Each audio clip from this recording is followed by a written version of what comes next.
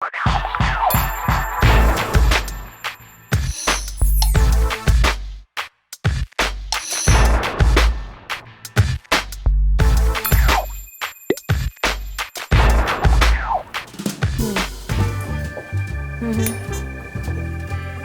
कुछ आपकी भी तो गलतियाँ होंगी ना साइमा? नहीं नहीं साइमा, ये बहुत बड़ी बात है। आप अभी इतनी जल्दी कोई फ़ैसला मत लो। आप दोनों इकट्ठे बैठो, बात करो। नहीं नहीं नहीं नहीं, बल्कि हम दोनों भी मिलेंगे और आराम से बैठ के बात करेंगे। इतनी जल्दी कोई फ़ैसला मत लेना, ठीक है ना? और मिलो, बैठो, बात करो। हर बात जो है वो हर मसला जो है वो उसका कोई ना कोई हल निकल आता है, ठीक है? मैं भी कल चक्कर लगाऊंगी और आऊँगी आपके पास, फिर हम बैठ के बात करेंगे। Okay okay, bye. काशिफ़ा, सब ठीक थे? कुछ परेशान लग रही हैं आप, और आप दोस्त से बात कर रही थी, वो भी कुछ परेशान लग रही हैं। जी यासिफ, मैंने आपको बताया था साइमा का और उसके हस्बैंड के बीच में कुछ प्रॉब्लम्स चल रहे हैं, तो बस उसी के बारे में बता रही थी। और अब तो इतना ज़्यादा बढ़ गया है उनका प्रॉब्लम कि वो इकट्ठा रहना नहीं चाहती, उसके साथ मिल के रहना नहीं चाहती और कहती है कि मैंने अलहदा हो जाना है। तो बस उसी के लिए थोड़ा दिल परेशान था। तो आपको ख्याल है कि अभी हमें सौदा ख़रीदने के लिए जाना चाहिए? चाय के बाद चलते हैं? चलते हैं, बस थोड़ी देर में चलते हैं। क्योंकि यासिफ, मैं कई दफ़ा सोचती हूँ कि अज़दवाजी ज़िंदगी का आम तौर पे मकसद ये लिया जाता है कि ख़ानदानों को खुशी मिले, लेकिन हकीकत में ऐसा मुझे लगता नहीं। क्योंकि आप देखेंगे, अगर हम तलाक़ का शुमार देखें तो आप देखेंगे कि अज़दवाजी ज़िंदगी आज लोगों को वो खुशी मुहैया नहीं कर रही है। आप परेशानी का शिकार हैं। आप मुझे बताएं कि मसीही ज़िंदगी में जो है वो मसीही ख़ानदानों में अज़दवाजी ज़िंदगी कैसी होनी चाहिए और उनका नज़रिया इस हवाले से कैसा होना चाहिए? काशिफ़ा, ये बहुत ही अहम और आपने बहुत ही अच्छा सवाल किया है कि मसीहों की अज़दवाजी ज़िंदगी कैसी होनी चाहिए और उन्हें मालूम होना चाहिए कि उनकी अज़दवाजी ज़िंदगी का मकसद क्या है। बिल्कुल। आज जो मसीह ख़ानदानों में भी जो तलाक़ का मसला आ रहा है और हम देखते हैं अलहदगी का मसला आ रहा है, उसकी वजह ये है कि मसीह ख़ानदान भी अपनी ज़िंदगी में अपनी अज़दवाजी ज़िंदगी के इस रिश्ते को और उसके मकसद को जो जान ही नहीं पा रहे, जिसके लिए खुदावन ने उन्हें इकट्ठा किया था। देखें, खुदावन ने जो है वो हमें ख़ानदानी तौर पर भी अपने जलाल के लिए, अपने नाम की पहचान और अपने जलाल के लिए जो है वो खुदावन ने इकट्ठा किया है। और यही नहीं, बल्कि खुदावन चाहता है कि हम ख़ानदानी तौर पर भी उसकी शबी जो है वो अपनी ज़िंदगियों से जो है वो दूसरों तक ज़ाहिर करें। ये तो बात आपने बिल्कुल ठीक कही है यासिफ। और हम देखते हैं कि खुदावंद ने मसीहियों को अज़दवाजी ज़िंदगी में इसीलिए कायम किया कि वो चाहता था कि हमारी ज़िंदगियों से हम उसके नाम को जलाल दें, हमारी ज़िंदगियों से कलीसिया और खुदावंद का जो मसीह का ताल्लुक़ है और उसकी जो मोहब्बत है वो ज़ाहिर हो। और यही वजह है कि ये खुदा की नजात बख्श कहानी की तस्वीर भी पेश करता है। बिल्कुल। और मैं कई दफ़ा सोचती हूँ यासिफ कि चाहे हम शादीशुदा हों या गैर शादीशुदा हों, हमारी ज़िंदगी का अव्वलीन मकसद यही होना चाहिए कि हम अपने खुदावंद के नाम को इज़्ज़त और जलाल दें। आपने बड़ा अच्छा काशिफ़ा इस चीज़ का जिक्र किया है कि खुदावंद ने जब मसीहों को अज़दवाजी ज़िंदगी में इकट्ठा किया है तो ये उस चीज़ की तस्वीर को ज़ाहिर करते हैं, जो कि उस ताल्लुक़ की तस्वीर को ज़ाहिर करते हैं जो कि खुदावंद यीशु मसीह का और उनकी कलीसिया का आपस में है। और हम देखते हैं कि खुदावंद यीशु मसीह की और कलीसिया की मोहब्बत और ताल्लुक़ जो है वो बहुत मज़बूत है। और हम चंद कलाम मुक़द्दस में से भी हवाला जात देखते हैं जो इस चीज़ की निशानदही करता है और इस चीज़ का इजहार करता है कि किस तरह वो ताल्लुक़ जो है मसीह ने कलाम मुक़द्दस में अपनी और कलीसिया के दरमियान में उसे बयान किया है। इसका ज़िक्र अगर आप देखना चाहते हैं तो इफ्सियों उसका 5वां बाब उसकी 22वीं आयत और 22वीं आयत से 30वीं आयत तक हम देखें तो वह हमें पता चलेगा कि अज़दवाजी ज़िंदगी में खुदावंद ने जो है वो तस्वीर जो है वो अपनी क्या पेश की है एक मर्द के लिए, एक औरत के लिए, और क्या हदायत जो है वो उन्हें बख्श दी हैं। जी, ऐ बीवियों, अपने शौहरों की ऐसी ताबे रहो जैसे खुदावंद की, क्योंकि शौहर बीवी का सर है, जैसे कि मसीह कलीसिया का सर है और वो ख़ुद बदन का बचाने वाला है। लेकिन जैसे कलीसिया मसीह के ताबे है, वैसे ही बीवियां भी हर बात में अपने शौहरों के ताबे हों। ऐ शौहरों, अपनी बीवियों से मोहब्बत रखो, जैसे मसीह ने भी कलीसिया से मोहब्बत करके अपने आप को उसके वास्ते मौत के हवाले कर दिया, ताकि उसको कलाम के साथ पानी से गुस्ल देकर और साफ़ करके मुक़द्दस बनाए और एक ऐसी जलाल वाली कलीसिया बनाकर अपने पास हाजिर करे जिसके बदन में दाग या झुर्री या कोई ऐसी चीज़ ना हो, बल्कि पाक और बेऐब हो। काशिफ़ा, आपने देखा कि खुदावंद यीशु मसीह जो है यहाँ पर अपनी कलीसिया के लिए कितनी वाज़ेह तौर पर बयान करते हैं, एक तस्वीर को पेश करते हैं। और यही ताल्लुक़ जो है खुदावंद यीशु मसीह जो है वो चाहते हैं कि हमारी जो है वो अपनी अज़दवाजी ज़िंदगी में भी इस तरह के ताल्लुक़ को जो है वो नज़र आना चाहिए। اور ہم نے دیکھا کہ کچھ ہدایات خداوند یسوع مسیح یہاں پیش کرتے ہیں، اور یہی ہدایات جو ہیں وہ ازدواجی زندگی میں ایک مرد اور عورت کو اپنی زندگی میں جو ہے اسے اپنانے کی ضرورت ہے۔ کاشفہ، ہم یہاں پر ایک اور بات دیکھتے ہیں کہ ہم خداوند کے منصوبے کو بھی جو ہے وہ مسیحی ازدواجی زندگی میں نہیں جان سکتے اور نہیں پہچان سکتے، اور یہی وجہ ہے کہ آج خاندان جو ہیں وہ علیحدہ ہو رہے ہیں، یہی وجہ ہے کہ آج خاندان جو ہے مشکلات کا شکار ہیں۔ پہلے ہم نے دیکھا کہ خداوند کے مقصد کو ہم نے دیکھا ازدواجی زندگی میں، اور وہ یہ ہے کہ جس طرح خداوند یسوع مسیح اپنی کلیسیا سے محبت کرتے ہیں، اسی طرح مرد اور عورت کو بھی جن کو خداوند نے اکٹھا کیا، وہ محبت، وہ پیار، وہ وفاداری ان کی زندگی میں نظر آنی چاہیے۔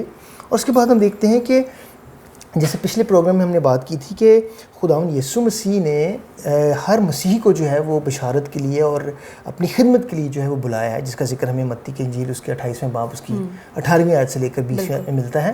اور اسی طرح میں دیکھتا ہوں کہ خداوند نے نہ صرف انفرادی طور پر بلکہ خاندانی طور پر بھی کلیسیا میں لوگوں کو بلایا ہے تاکہ وہ خداوند کی خدمت میں حصہ ڈالیں، خداوند کی خدمت میں آگے بڑھیں، اور ایک اچھا اور مسیحی خاندان جو ہے، مضبوط خاندان جو ہے وہ تشکیل پائے۔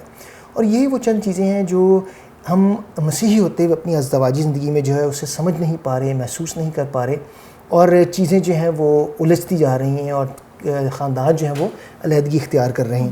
اس کے لیے میرے ساتھ ایک حوالہ دیکھیں آپ، بلکہ دو حوالے، پیدائش اس کا پہلا باب اور اس کی 27ویں اور 28ویں آیت، اور پھر متی کی انجیل اس کا 28واں باب اس کی 18ویں آیت سے لے کر 20ویں آیت تک، وہ میں آپ کے لیے پڑھ دوں گا۔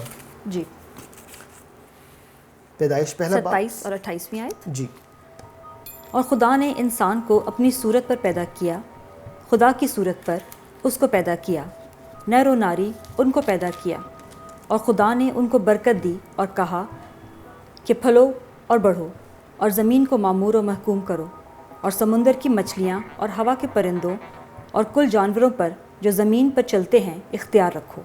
کاشفہ، آپ نے یہاں پر دیکھا کہ خداوند کے کلام ہمیں واضح طور پر کہتا ہے کہ جب خدا نے مرد اور عورت کو اکٹھا کیا تو انہیں برکت دی اور ساتھ ہی کچھ ہدایت بھی دی۔ ان حوالہ جات میں آپ کیا کس چیز پر خاص غور کر پائیں گے؟ یاسف، اس حوالے میں ہم دیکھتے ہیں کہ یہ برکت سے شروع ہوتا ہے اور ہدایت تک جاتا ہے، یعنی کہ خداوند نے آدم اور حوا کو برکت دی اور انہیں خوبصورت مقام پہ رکھا اور انہیں ہر طرح کی آزادی دی، اور اس کے بعد انہیں ہدایت کی کہ وہ پھلیں اور بڑھیں۔ اور کاشفہ، اس کے ساتھ ہی ہم اگلا حوالہ دیکھتے ہیں جو کہ متی کی انجیل اس کا 28واں باب اس کی 18ویں آیت سے لے کر 20ویں آیت تک ہے، اور وہ میں آپ کے سامنے پڑھنا چاہوں گا۔ اس میں ہے، یسوع نے پاس آ کر ان سے باتیں کی اور کہا کہ آسمان اور زمین کا کل اختیار مجھے دیا گیا ہے، بس تم جا کر سب قوموں کو شاگرد بناؤ اور ان کو باپ اور بیٹے اور روح القدس کے نام سے بپتسمہ دو، اور ان کو یہ تعلیم دو کہ ان سب باتوں پر عمل کریں جن کا میں نے تم کو حکم دیا ہے، اور دیکھو میں زمین کی انتہا تک ہمیشہ تمہارے ساتھ ہوں۔ خداوند ہمیں یہاں پر واضح طور پر پھر بیان کرتے ہیں کہ پہلے وہ اس برکت میں ہمیں شامل کرتے ہیں، اور پھر ایک ہدایت کرتے ہیں اور ایک حکم کرتے ہیں، اور یہ اس چیز کی تصویر ہمارے سامنے پیش کرتی ہے کہ ازدواجی زندگی میں خداوند نے ہمیں اکٹھا کیا، خداوند اپنی برکتوں سے ہمیں نوازا ہے، اور پھر وہ چاہتا ہے کہ ہم آگے ترقی کریں اور پھلیں اور پھولیں۔ بالکل، اور الیاصف آخر میں یہی کہنا چاہوں گی کہ ہم دیکھتے ہیں کہ خداوند کا جو منصوبہ تھا اپنے مسیحی لوگوں کو ازدواجی زندگی میں اکٹھا کرنے کا، وہ یہ ہرگز نہیں تھا کہ وہ چند لمحوں کے لیے اکٹھے ہوں اور اس کے بعد پھر علیحدہ ہو جائیں، بلکہ خداوند کا منصوبہ یہ تھا کہ وہ جب تک روئے زمین پر رہتے ہیں وہ ایک دوسرے کے ساتھ وفادار رہیں اور ایک دوسرے کی محبت میں اپنی زندگیوں کو بسر کرتے رہیں، اور جس کا حوالہ بھی ہمیں ملتا ہے مرکز 10 باب اور اس کی 7ویں آیت سے لے کے تو 9ویں آیت تک، اور یہ حوالہ میں آپ کے ساتھ ضرور پڑھنا چاہتی ہوں۔ مرکز اس کا 10واں باب اور اس کی 7ویں سے 9ویں آیت۔ جی۔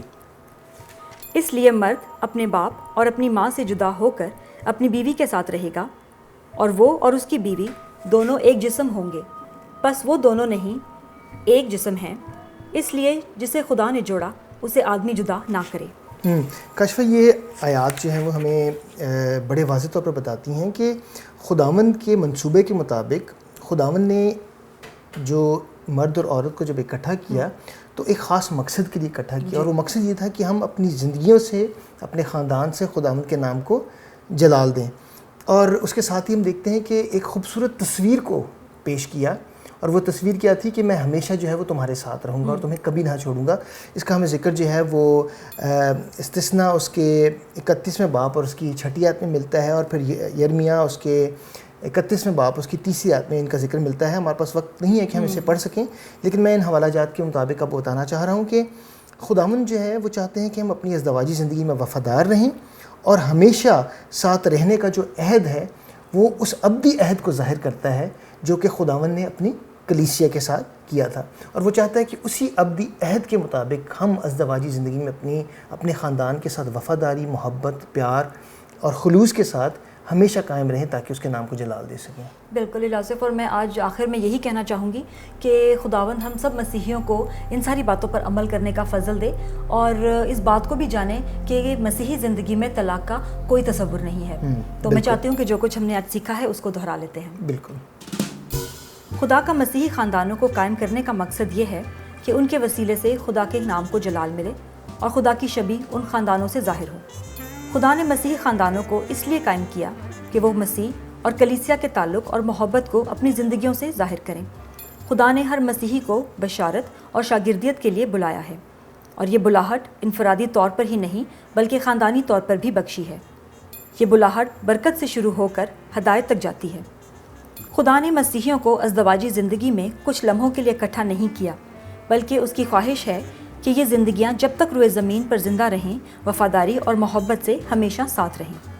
کاشوا اچھا ہوگا کہ آپ اپنی دوست سائمہ کو کال کریں اور انہیں درخواست کریں کہ اگر وہ اور ان کا ہسبینڈ جو ہے ہمیں تھوڑا سا وقت دے سکیں. اچھا ہوگا کہ ہم ان کے ساتھ بیٹھیں, ان کے ساتھ دعا کریں, کلام میں سے ان کے ساتھ کوئی نہ کوئی بات کریں. اور میرا اپنا ایمان یہ ہے کہ جب ہم کلام سے ان کے ساتھ بات کریں گے تو خدا ان کا روز ضرور ان کی زندگی میں کام کرے گا, اور اتنا بڑا جو وہ فیصلہ لینے کو ہیں خدا ہم ضرور ان سے بات کرے گا, اور میرے خیال میں چیزیں ان کے لیے زندگی میں بہتر ہوں گی. بالکل یہ بات اگلے ہفتے کا لے لیں میرے خیال میں. ٹھیک ہے. اور پھر اس کے بعد ہم سودا لینے کے لیے چلتے ہیں. ہیلو. ہاں سائمہ, میں کہہ رہی تھی کہ اگر تھوڑا سا ٹائم ہو آپ کے پاس اور آپ کے ہسبینڈ کے پاس تو اگلے ہفتے آپ ہمارے ساتھ آ کر کھانا کھائیں, اور ہم چاہ رہے تھے کہ ہم کچھ دیر آپ لوگوں کے ساتھ بیٹھیں اور کلام میں سے بھی کچھ باتیں شیئر کرنا چاہ رہے تھے. ٹھیک ہے, تو اگلے ہفتے ملاقات ہوتی ہے. Okay bye. مان گئی ہیں؟ ہاں چلیے, تو بہت اچھا ہوگا. مجھے خوشی ہوگی کہ اگر ہم ان کے لیے کچھ کر سکیں اور ان کی دعا کر سکیں. تو چائے پی کے تو پھر سودے کے لیے نکلتے ہیں ہم. چلیں ٹھیک ہے.